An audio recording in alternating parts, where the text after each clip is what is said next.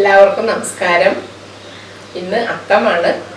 ഓണമൊക്കെ എത്തി എല്ലാവരും ഓണ വിഭവങ്ങൾ ഉണ്ടാക്കുന്ന തിരക്കിലൊക്കെ ആയിരിക്കും. അപ്പോൾ നമുക്ക് അത്തമായിക്കൊണ്ട് ഇന്നൊരു പായസം ഉണ്ടാക്കിയാലോ. പപ്പായ വെച്ചുള്ളൊരു പായസമാണ് ഇന്ന് ഞാൻ ഉണ്ടാക്കുന്നത്. എല്ലാവരും ട്രൈ ചെയ്ത് നോക്കണം. വളരെ ടേസ്റ്റുള്ളൊരു പായസമാണ്. നമുക്ക് എങ്ങനെയാണ് ഉണ്ടാക്കുന്നതെന്ന് നോക്കാം. എൻ്റെ ചാനൽ സബ്സ്ക്രൈബ് ചെയ്യാത്തവർ ഒന്ന് സബ്സ്ക്രൈബ് ചെയ്തേക്കണം. അപ്പോൾ നമുക്ക് പപ്പായ പായസം ഉണ്ടാക്കുന്നത് എങ്ങനെയാണെന്ന് കാണാം. പപ്പായ പായസം ഉണ്ടാക്കാനായിട്ട് പഴുത്ത പപ്പായ അരിഞ്ഞു വെച്ചിട്ടുണ്ട്. അതുപോലെ ശർക്കര ഒരു 1/2 ഗ്ലാസ് വെള്ളം ഒഴിച്ച് പാനിയാക്കി വെച്ചിട്ടുണ്ട്. 400 ഗ്രാം ശർക്കരയാണ് എടുത്തത്. റവ 2 ടേബിൾ സ്പൂൺ, നെയ്യ്, അണ്ടിപ്പരിപ്പ്, കിസ്മിസ്, ഏലക്ക, ഒരു നുള്ള് ഉപ്പ്. ഇത്രയും സാധനങ്ങളാണ് വേണ്ടത്. പിന്നെ തേങ്ങാപ്പാൽ, 2ാം പാൽ, 1ാം പാൽ. ഇനി പപ്പായ നമുക്ക് കുക്കറിലേക്ക് ഇട്ട് ഒന്ന് വേവിച്ചെടുക്കണം. ഒരു 2 വിസിൽ കേൾക്കുന്നിടം വരെ അടിച്ചിട്ട് എടുക്കാം. സ്വല്പം ഉപ്പും കൂടി ഇട്ട് വേണം വേവിക്കാനായിട്ട്, ഒരു നുള്ള് ഉപ്പ്.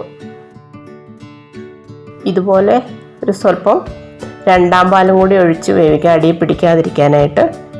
പപ്പായയ്ക്ക് വെള്ളമുണ്ട്, എന്നാലും കുറച്ച് 2ാം പാലും കൂടി ഒഴിച്ചിട്ട് വയ്ക്കാം. ഇതിനി വേവിച്ചെടുത്ത പപ്പായാണ് മിക്സിയിലിട്ട് അരച്ചെടുക്കാൻ പോവാണ്. ഒരു ഉരുളി വെച്ചിട്ട് അതിലേക്ക് 2 ടേബിൾ സ്പൂൺ നെയ്യ് ഇട്ട് കൊടുക്കാം. നെയ്യ് നല്ലവണ്ണം ചൂടാവുമ്പോൾ അരച്ചു വെച്ചിരിക്കുന്ന പപ്പായ ഇടാം. കുക്കറിൽ വേവിച്ച് അരച്ചു വെച്ചിരിക്കുന്ന പപ്പായയാണ്.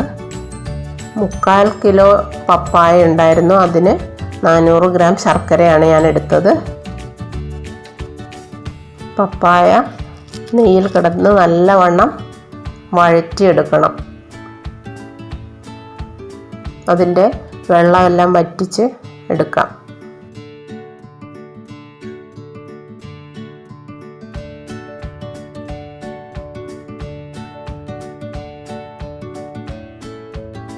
ഇപ്പോൾ ഏകദേശം വെള്ളമെല്ലാം വറ്റിയിട്ടുണ്ട്.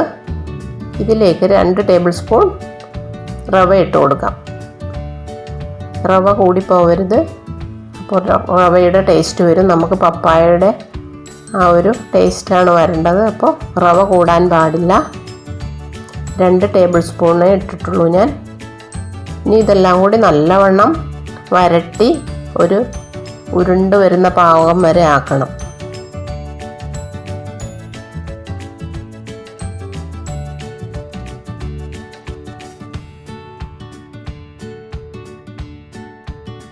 പപ്പായയും റവയും കൂടി ഇപ്പോൾ നല്ലവണ്ണം നെയ്യിൽ കിടന്ന് വരട്ടിയെടുത്തിട്ടുണ്ട്. ഈ ഒരു പരുവമാകുമ്പോൾ പാനിയാക്കി വെച്ചിരിക്കുന്ന ശർക്കര ഒഴിച്ചെടുക്കുക.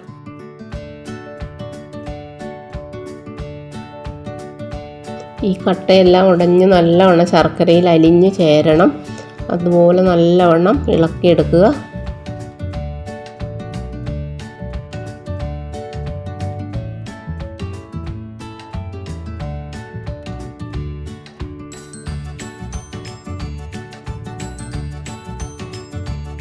ഇതിലേക്ക് 2ാം പാൽ ഒഴിച്ചു കൊടുക്കാം.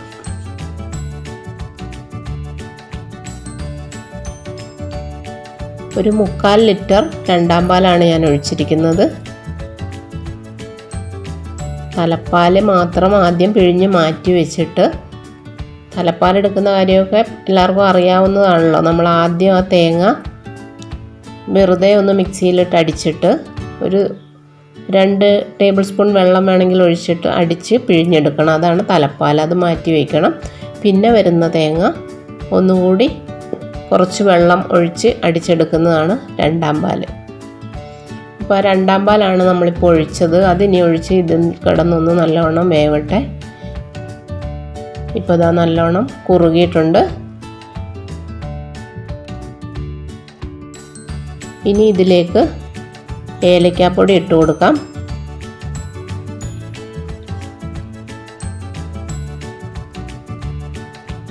ഞാൻ പായസത്തിൽ ഏലക്കാപ്പൊടി മാത്രമേ ഇടാറുള്ളൂ. ചിലരൊക്കെ ജീരകപ്പൊടി ഇടുന്ന കാണാം.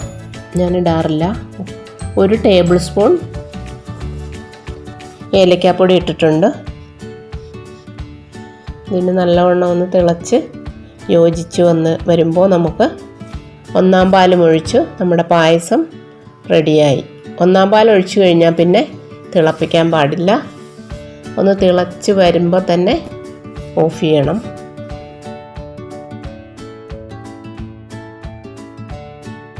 അര ലിറ്റർ 1-ാം പാല് ഒഴിച്ചു, തലപ്പാല്.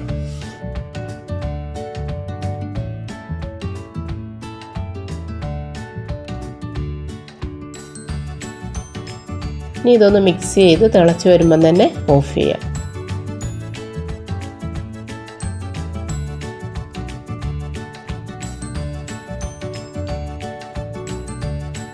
ഇപ്പോൾ നമ്മുടെ പായസം റെഡിയായിട്ടുണ്ട്. ഇനി ഇതിലേക്ക് നെയ്യിൽ വറുത്ത് തേങ്ങയും അണ്ടിപ്പരിപ്പും കിസ്മിസും ഇടണം. ഞാൻ തേങ്ങാക്കൊത്ത് ആവശ്യമുള്ളവരിട്ടാൽ മതി. ആദ്യം കാണിക്കാൻ മറന്നുപോയായിരുന്നു.